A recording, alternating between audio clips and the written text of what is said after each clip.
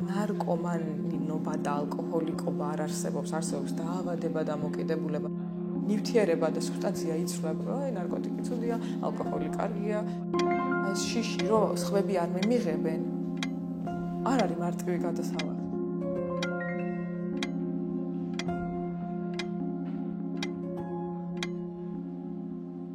ბავშვობიდან მქონდა დეპრესიული ტიპი ვიყავი, ესე ვთქვათ რა, მიჭირდა ემოციების გამოხატვა და რაღაც ჩაკეტილობა, ემოციური ჩაკეტილობა, მოკლედ რაც უმაწუხებდა და შეგეძლება რომ მარტო ვარ. სუბსტანცია, რომელზეც დამოკიდებული გავხდი, ეს არის დამამშვიდებელი საშუალებები, ტრანკვილიზატორები. რა თქმა უნდა, სუბუქი ტრანკვილიზატორები პირველ ეტაპზე და მერე უკვე ყველა ვარიანტში იზრდება დოზა. სულ ვიყავი ორიენტებული, რომ ოღონდ ეს გაქრეს, შეგრძნებები გაქრეს, ეს უსიამოვნო შეგრძნებები, ხო? აი აქ იყო ჩემი შეცდომა, რომ სულ ვისწრაფოდი იმისკენ, რომ რაღაცა მივიღო და თან დამოკიდებული ადამიანის კიდე ის არის, რომ აი რაღაც სიზარმაცე რა, რომ მინდა რომ ტაბლეტი დავლიო, აბი დავლიო, რომელიც აი გამომაჯანებს, გამომაჯანს აღებს და როგორც ხაპრებში ხდება, გავხდები ისეთი ფერია, როგორიც მინდა რომ ვიყო. მაგრამ ეს ესე რეალურ ცხოვრებაში არ ხდება. პირველად აი რომ მივიღე რაღაც ესე დამამშვიდებელი საშუალება, რაც იყო აბსოლუტურად სუბუქი, რომელიც არც ბავთიაქში ხელმისაწვდომი. რა თქმა უნდა, ყოველდღე არ ვსვავდი. და აი რაღაცა დავლი 1-2-3 დღე, 1 კვირა გავხდი კარგად, მე კარგად ვარ. აი მიშველა კარგად ვარ. მერე წავიდა ისევ, გავიდა რაღაც პერიოდი და ისევ იგივეში დაუბრუნდი ნელ-ნელა, იმდენად ნელ-ნელა, რომ ვერ მოვასწარი გააზრება. დაკვირვება სადაც არ არის, იქ ვერ იაზრებ, შიგნით ხარ მომწყდეული და ისე ხდება ეს ყველაფერი შენ თავს. აი ეს წრე, ისე მიდადიხარ ამ წრეზე, რომ გააზრებასაც ვერ ასწრებ. მერე უკვე მოდის თქვა გავიდა, მერე კაი კიდე დავლიე ეს წამალი. მერე უკვე მოვიდა შემდეგი ეტაპი. ეს წამალი მე აღარ მშველის. მე უკვე ისეთი ნევროზი მაქვს, მე უკვე ისეთი მდგომარეობა მაქვს, რომ ეს წამალი მე აღარ მშველის. მე მჭირდება რამე უფრო ძლიერი. მერე მოდის უფრო ძლიერი წამალი. მერე უკვე მოდის რომ ეს ძლიერი წამალი კაია, მაგრამ უკვე უფრო სისტემატურად ვჭირდება რომ დავლიო და მერე მოდის უკვე რა, აი ეს უარყოფის ნაწილი არის ძალიან მნიშვნელოვანი, რომ ექიმი აღარ არის, აღარ მივდივარ ექიმთან, რომ ვკითხო ეს დავლიო თუ ეს დავლიო, თვითნებურად ვინიშნავ ამ წამლებს. იმიტომ რომ ეს წამალი ჩემთვის უკვე არის ნარკოტიკი.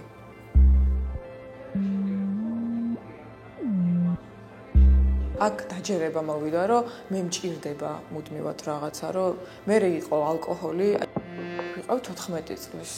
წარმოუდგენელი არის ხა ჩემთვის, რომ არასრულ ყოველმათან 14 წლის მოზარდმა ალკოჰოლი მიიღოს ესე კონტროლოდ რა. ძალიან საზიანო ნივთიერება არის. ისედაც რომ თუ ადამიანს არ აქვს ქიმიური დამოკიდებულება, მაინც ყველა ვარიანტში საზიანო ნივთიერებაა. თუმცა როცა განვითარების პროცესში არის ჯერ ადამიანი, ბავშვი. ჩვენთან რაღაც კულტურის ნაწილი არის და საერთოდ არ აღიქვავენ ადამიანები, რომ ეს მძიმე ნარკოტიკია, ალკოჰოლი.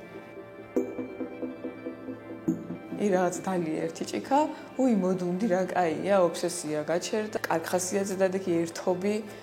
შევ დაიმახსოვრა ტვინმა, რომ ეს კაია რა.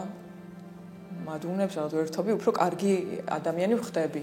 ესეთი აღქმა მაქვს და აი მერე უკვე მოდის ესეთი რაღაც, რომ იქ ერთი ჭიქიდან გადადიხარ 3 ჭიქაზე, მარტო თან რაღაცა ნელა ხდება, აი ვერ ვიტყვი, რომ მე ისეთი რაღაც ალკოჰოლიკი გავხდი, რომ ხო რაღაცა გადაბმულად ვსვავდი და მე ქუჩაში ვეგდე და აი ზუსტად ეგ მეხმარებოდა იმის დაჯერებაში, რომ მე დამოკიდებული არ ვარ.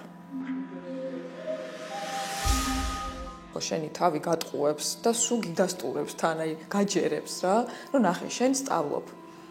კარგი ქუნიშნები გყავს, კარგი სტუდენტი ხარ.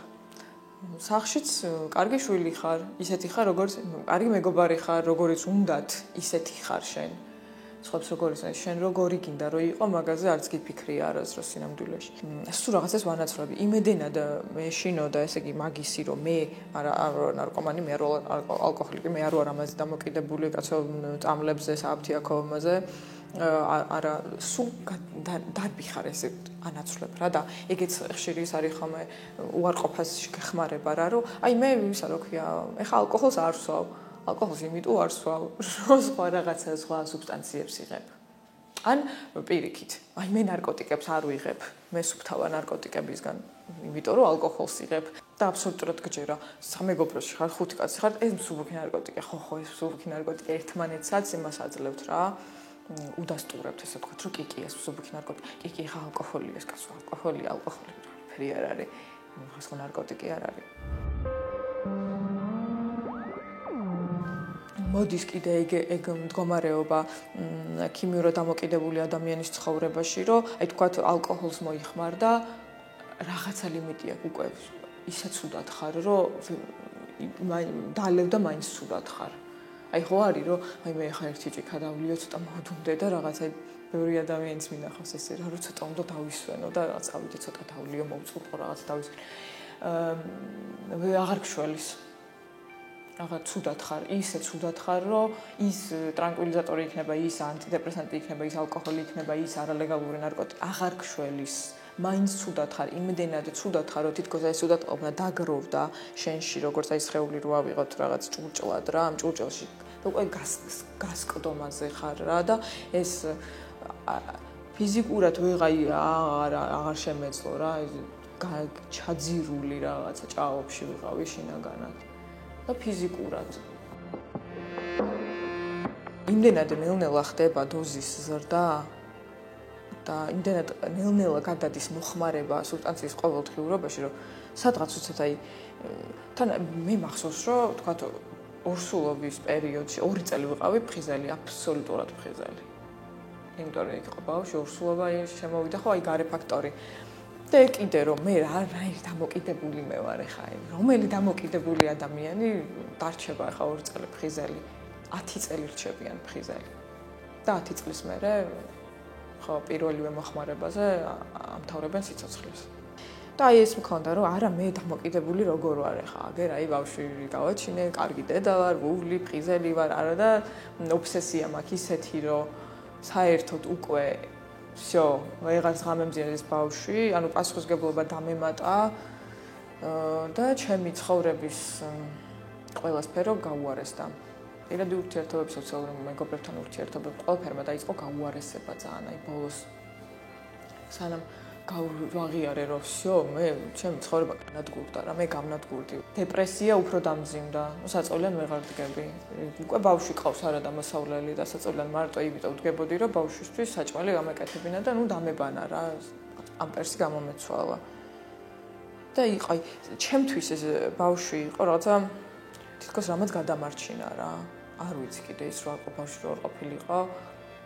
რანაირად არ ვიცი, იმიტომ რომ ის რაღაცა მაინც დედობრივი ინსტინქტი, ნუ ჩემ შემთხვევაში ეს ამუშავდა. ძალიან, აი, ერთი ის იყო ძაფი იყო რა, რაც თითქოს სიცოცხლეს ცხოვრებაში მტოვებდა რა, მქაჩავდა.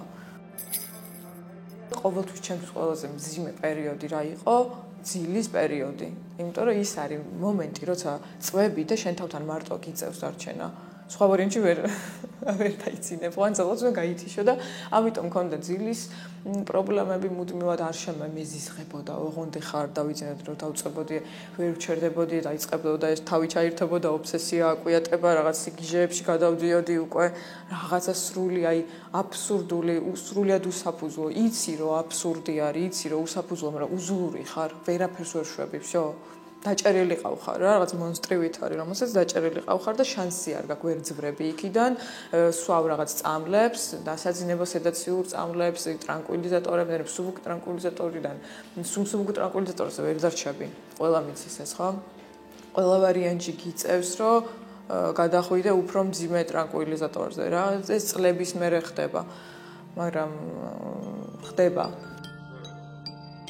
როცა პირველად 12 ნაბიჯის პროგრამაში მივედი ანონიმურ საზოგადოებაში და რო თქვი რომ მე მარიკო მხედა მე ვარ დამოკიდებული აი რაღაც მგადამიარა ხელა წინაღობა რომ არ გინდა რა არასდროს არ გინდა რომ ეგ იყოს იმიტომ რომ როცა აღიარება არის პირველი ნაბიჯი ეს შიში რომ სხვები არ მიმიღებენ არ არის მარტივი გადასალახი ხო და მაინც გჭირდება ეს ადამიანი ერთად უფრო მარტივი არის ხა სადრო 10 კაცი ზიხართ ერთად და იზახით რომ ხო აი აღიარებთ რაღაც რომ კი მე მაქვს ეს და ერთმანეთსაც თან თითქოს შენ თავსაც იღებ და სხვასაც იღებ ანუ თვით განკურნების რაღაცა პრინციპი არის რომელიც ესე ვრცელდება და ერთმანეთს ეხმარებით რა რითი ეხმარებით, არ არჩევების მიცემით, არა რაღაცა პროფესიული რჩევებით და ინფორმაციის მიცემით, არა, მოსმენით და მიმღებლობით.